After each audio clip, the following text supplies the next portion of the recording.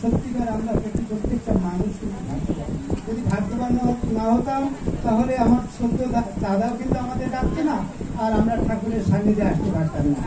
যাই হোক, ঠাকুর এক জায়গায় বলছেন, মুশকিল আসান সুরে গানে ঘুরিয়ে বেড়ায় ফকির হই, সব দরজায় দিচ্ছে হানা বাঁচা বাড়ায় চলেছে।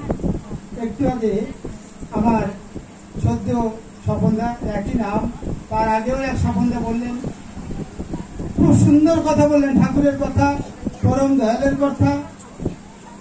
আর সেই বিষয়বস্তু পরেই আমাকে বলতে হবে, মাত্র 10 মিনিট টাইম দিয়েছেন, কেন কি টাইম সংক্ষেপ। ঠাকুর বাড়ি থেকে বিরাট নির্দেশ আছে যে 1 থেকে 1.5 ঘন্টা সৎসঙ্গ করতে, কারণ প্রত্যেকটা মানুষের মস্তিষ্ক এখন এত চঞ্চল যে কিছু একটা ভালো জিনিস ধরে রাখার মতো ক্ষমতা আমার মধ্যে নেই। তাই যতটুকু কম শোনা যায়, যতটুকু কম বলা যায়, যতটুকু কম বোঝার চেষ্টা করা যায়, সেইটুকুই আমার মনে হয় বেশি। তাই 2-5টা কথা বলবো। ঠাকুর বলছেন, এই যে একটু আমি বলছিলাম, মুশকিল আসান শুনে গানে ঘুরে বেড়ায় ফকির ওই, সব দরজায় দিচ্ছে হানা বাঁচা বাড়াই চললে কোন। বর্তমান যুগে খালি যুগ পুরুষোত্তম প্রেম পরম প্রেমময় শ্রী ঠাকুর অনুকূল চন্দ্রের সান্নিধ্যে যারা এসেছে তারা নয়, প্রত্যেকটা ঘরে অলিতে গলিতে কিন্তু এমনি করে ঠাকুর কিন্তু ঘুরছে। খালি ঠাকুর নয়, তার মানে নির্দেশে যত অনুসরণকারী যারা আছেন, যারা যারা মানে ঠাকুরকে নিয়ে চলছেন, তারা কিন্তু ঘুরে চলছেন। প্রতিটি ঘরে ঘরে দাঁড়ে দাঁড়ে রাখছে, কিন্তু আমরা শুনতে পারি না। ছোট্ট একটা উদাহরণ, মানে এক দাদা কি করেছে, ঠাকুর বাড়ি যাচ্ছেন, ঠাকুর বাড়ি যাবে মানে ট্রেনে যাচ্ছেন, হঠাৎ কি করেছে, একটা ডাক এসেছে, কে যেন পিছন থেকে ডাকছে যে একটু নেমে পড় দেখা করে যা।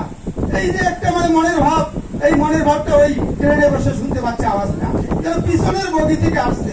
হঠাৎ কি করলো, ওই ট্রেনে যখন স্টেশনে এসে দাঁড়ায়, তখন কিন্তু ওই মানে লোকটা কি করে, ওইখানে নেমে পড়ে পিছের দিকে তাকায়, কিছু দেখতে পায় না। কিছু দেখতে না পেরে মনে হয় আমার মনের অতিক্রম, আমি মানে মনে হয় আমি ভুল শুনেছি, আমাকে ডাকছে না। আবার উঠে পড়ে, আবার যখন ট্রেনটা ছাড়ে কিছুক্ষণ পরে মানে আরেকটা স্টেশন আসার পরে তখনই কিন্তু ওই ডাকটা আবার শুনতে পায়। কেন কে যেন বারবার ডাকছে যে তুই নেমে পড়, কিন্তু নামছে না। মানে মনে করলে আবারও ডাকছে, ঠিক আছে আবারও নেমে দেখছে কেউ নেই। আবার কি করলো, আবার ওই ছুটে চলেছে। আবার মানে যখন ট্রেন ছুটে চলেছে কিছুক্ষণ পরে আবার একটা ট্রেন এসেছে, সেই সময় আর একটা ডাক শুনতে পেয়েছে। যখনই ডাক শুনতে পেয়েছে, মনে মনে ভাবছে, সত্যিকার মনে হয় পিছন থেকে কেউ আমাকে ডাকছে, পিছনের বগিতে আছে, আমাকে যেই দেখছে উঠছে, সে মনে হয় সেও উঠে ট্রেনে আসছে, দেখি এখানেই বসে থাকি। অমনি কি করেছে, ওই ট্রেনের স্টেশনে বসে আছে। যখন বসে আছে তখন মনে মনে ভাবছে যে এবার আমি ট্রেনে যাবো না, এই ট্রেন যদিও ছেড়ে দেয় তাহলে অন্য ট্রেনে যাবো। কিছুক্ষণ পরে ওই দেখে কি আর কেউ নাই, ট্রেন আসছে, কি করছে তা বুঝতে পারছে না। হঠাৎ মানে ওই যে ট্রেন স্টেশনে আছে যে মানে টিভি যেগুলো, সেগুলোতে দেখা যাচ্ছে যে ট্রেনটা চলে গেছে, সেই ট্রেনটা কিছু দূর সামনে গিয়ে হঠাৎ অ্যাক্সিডেন্ট হয়েছে, বহু লোক মারা গেছে।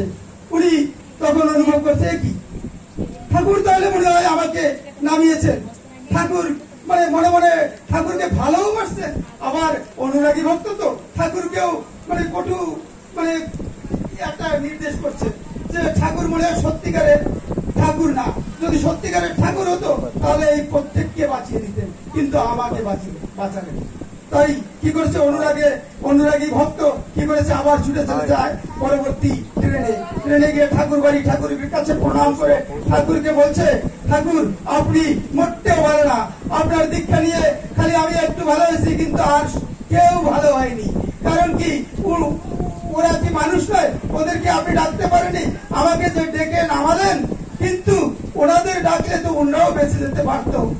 ঠাকুর বলছেন, জানিস আমি সবাইকে ডেকেছিলাম, কিন্তু তুই একমাত্র একাই শুনেছিলি, আর কেউ শুনে না। তাই দিন দয়াময় ডাকছে রে, এখনো তুই ওঠে জেগে জীবন প্রতি হয়ে পথে চল রে বেটে। আমাদের জীবনের ব্রতটা কি, আমাদের সেইটাই জানতে হবে। আমাদের ব্রতটা কি? ঠাকুর বলছেন হাগা খাওয়া আর যৌন ক্রিয়া এই যদি হয় তোর জীবনের তাল, সম্বর্ধনা তপস্যা না থাকলে তোর মন্ত্র পাবা। আমাদের প্রত্যেকের কিন্তু মন্ত্র পাবা।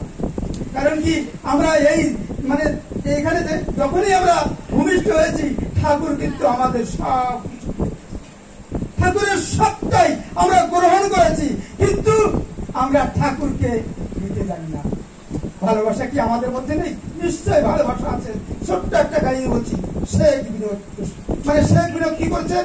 বিরাট একটা ডাকাত, এমন ডাকাত মানে তার দ্বারা এত অপকর্ম হয়েছে তা ভাষায় প্রকাশ করা যায় না। প্রত্যেকটা খারাপ কাজ তার মধ্যে লিপ্ত আছে। ওই ডাকাত কি করেছে, মানে হঠাৎ তার একটা মুসলমান ডাকাত শেখ বিনোদ, সেই মুসলমান কি করেছে, একটা হিন্দু মেয়েকে বিবাহ করেছে। সেই হিন্দু মেয়েকে বিবাহ করে তবুও কিন্তু সেই ডাকাতেই করতো। হঠাৎ ওই মায়ের কি হচ্ছে, মানে গর্ভাবস্থা ছিলেন, প্রসব বেদনা হয়েছে, নিয়ে গেছে ডাক্তারখানায়, নার্সিং হোমে কলকাতায়। কলকাতায় যখন নার্সিং হোমে নিয়ে গেছে, তার আগে ওই শেখ বিনোদকে ধরার জন্য পুলিশ কিন্তু অহরহভাবে চেষ্টা চালাচ্ছে, কিন্তু ধরতে পারছে না। ধরতে না পারায় সেদিন যখন ওই সন্তান হয়েছে, সবাই পুলিশ তাকে ঘিরে আছে। পুলিশ যখন ঘিরে আছে তখন ওই পুলিশ বলছে, মানে মা পুলিশের যারা আছে তারা বলছে যে তুমি তোমার স্বামীকে বলো যে তোমার ছেলে হয়েছে, ছেলে দেখতে আসবে না। দেখেন ভালোবাসা কোথায়? প্রত্যেকটা মানুষের মধ্যে ভালোবাসা আছে। সেই ভালোবাসার কথাটা কিন্তু সেই এত মানে অপকর্ম করা সেই শেখ বিনোদ একটু ভালোবাসার ইচ্ছায়, মানে ভালোবাসার তাগিদে, ভালোবাসার নেশায় ছুটে গেছে। সেদিন অস্ত্র সবকিছু ফেলে, মা বলেছে যে সবকিছু অস্ত্র ফেলে আসবে, কারণ একটা শিশুকে দেখতে আসবে, তুমি একটা অস্ত্র কেন নিয়ে আসবে? তোমার কি ভালোবাসা নেই একটু? মনটা পড়ে গেছে, সেই ভালোবাসার তাগিদে ছুটে গেছে। এখনো পর্যন্ত সেই কলকাতা সেন্টার মিলে আছে। বুঝলেন? তাহলে প্রত্যেকটা মানুষের মধ্যে ভালোবাসা আছে। তাই ঠাকুর বলছে যে আমার এক ফোঁটা প্রেম তোর ভালোবাসা, আর কিছু চাইছে না। আমরা মানে সেগুলো আমরা দিতে চাচ্ছি না। কারণ কি? ঠাকুর বলছেন যজন যজন ইষ্টভীতি সস্তৈরি আর সদাচার। দাদা মানে টাইম হয়ে গেছে, বিরাট টাইম শর্ট, ঠাকুরকে মানতেই হবে। তাই এই যজন যজন ইষ্টভীতি সস্তৈরি সদাচার, এটাই হচ্ছে পঞ্চনীতি। ছোটবেলায় আমার মনে আছে, আমার বাবাকে যখন দাঁড়ায়, আমার তখন 10 বছর বয়স, মাত্র 10 বছর বয়স, 5টা কড়ি দিয়ে দিলেন। বললো, সবাই বলছে যে আপনি বলুন যে 5টা কড়ি নিয়ে বাবা যেন স্বর্গে উদ্ধার হয়ে চলে যায়। সেদিন কিন্তু বুঝতে পারিনি, সেদিন কিন্তু আমি জানতে পারিনি যে ওই 5টা কড়ি দিয়ে আমার বাবা উদ্ধার হয়ে যায়।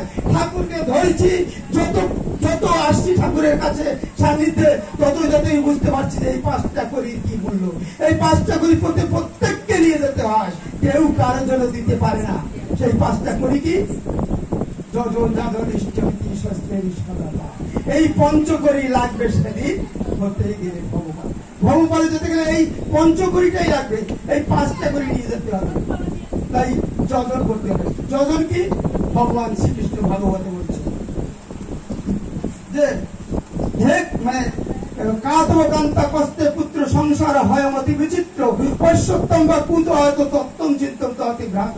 হে ভ্রাত, সেই তত্ত্ব চিন্তা করে যে তুমি কোথা থেকে এসেছো, তুমি কোথা থেকে এসেছো সেই তত্ত্ব চিন্তা করো। এই চিন্তা যখনই করবো তখনই আমার যজন করতে হবে। যজন করতে হবে যে আমি কোথা থেকে এসেছি, মানে কি ঠাকুর কি, এই জিনিসটাই যজন করতে হবে। যতক্ষণ আমি ঠাকুরের বই পুস্তক পড়বো, ঠাকুরের প্রেমের মানে মাধ্যমে ঠাকুরকে জড়িয়ে নেব, তখন আমি বুঝতে পারবো যে আমার কি করণীয়। এটাই হচ্ছে যজন। আর এই যজনটাকে জানাতে হবে। নিজে আচরণ ধর্ম জীবের শেখায়, আচরণ করতে হবে। এই আচরণ করে সবাইকে শেখাতে হবে, এটাই হচ্ছে যজন। আর ইষ্টভীতি, ঠাকুর বলছেন যে ইষ্ট তোমার আপন হলো, দীক্ষা যখন নিলে নিজের খাওয়া চলছে ভালো, তার তারে কি দিলে? স্ত্রী পুত্র ভাই বন্ধু সবাই তোমার আপন, তাদের খাবার ফিরে গেলে ঠিক থাকে না তোমার মন। তেমনি যদি ভাবতে পারো ইষ্ট তোমার আপন, সবার আগে তাকে দিয়ে তৃপ্ত করে তোমার। কোন শাস্ত্রে নেই, কোন বইতে নেই। প্রত্যেকটা ভগবান যখনই এসেছেন তখন বলেছেন আমাকে কিছু দাও। রামকৃষ্ণ ঠাকুর একদিন বললেন ভক্তদের যে ঠাকুরের বাড়ি আসলে, ঠাকুরের কাছে আসলে কিছু না কিছু নিয়ে আসতে হয়, একটা পান তো আনতে পারতিস। এই যে মানে কথাটা, মানে এই যে কথাটা কত সুন্দর কথা ভগবান শ্রীকৃষ্ণ বলছে, এগুলো মানে সব জায়গায় আছে, সব জায়গায় আছে। দিতে যে জানে না, ঠাকুর বলছে দিতে যে জানে না পাওয়া তার ঘটে না। তাহলে দিতে হবে। কি দেব? কি আছে আমার? কি আছে আমার? শুধুমাত্র প্রেম। প্রেমের ভিখারি সে, আর কিছু চায় না। ভালোবাসাই চায়, আর কিছু চায় না। প্রত্যেকটা মানুষের মধ্যে লুকিয়ে আছে কিন্তু ভালোবাসা। এই ভালোবাসাটা দিন, দেখবেন সত্যিকার আমাদের ঠাকুরও খুশি হবেন এবং আমাদের পরিবারও খুশি হবে, সবাই মঙ্গলের মধ্যে থাকবে। যাই হোক, আমি আর বিশেষ কিছু বলবো না, কারণ টাইম সংক্ষেপ।